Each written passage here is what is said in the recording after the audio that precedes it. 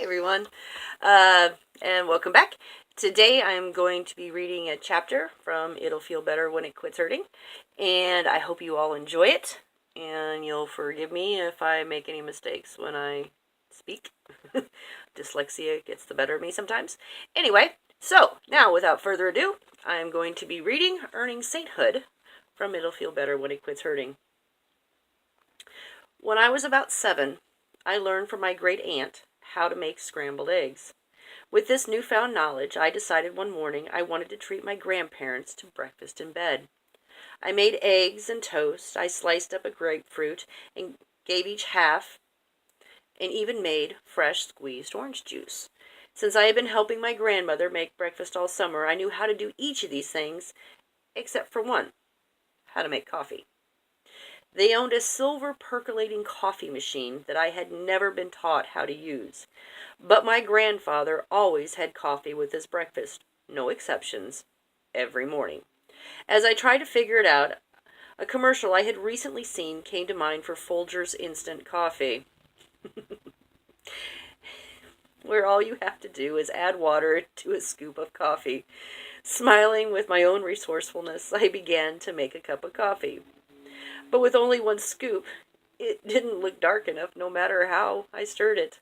And so I kept adding coffee to the cup until it had achieved what I considered to be the right color. I then took breakfast up to them on a tray filled with eggs, toast, grapefruit, orange juice, and my grandfather's coffee. I had even added a small vase with flowers I had picked that morning to make it all look nice. As I presented all of this to my grandparents, they both expressed how happy and pleased they were with all I had done for them. As I served them breakfast, my grandmother commented that she was surprised about the coffee.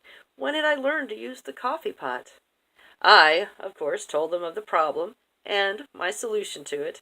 And bless that man, he choked down every bit of that coffee with a smile on his face, with nothing but praise for what I had done, although he did refuse a second cup when offered. If ever there was someone who met the criteria for sainthood, I do believe that my grandfather's ability to drink that cup of coffee and make me believe that it was perfect without a single grimace or sign of distress should have qualified him instantly. But what I loved my grandfather for, most of all, was not what I knew then about his love for me, but what I only began to realize as I got older. His endless patience, his grace under difficult circumstances, and his boundless love that never failed to show, no matter how tired, sick, or hurt he was. And this is where we will leave my grandparents. A few years later, my grandfather became ill and had to be put in a nursing home, and my grandmother followed shortly thereafter.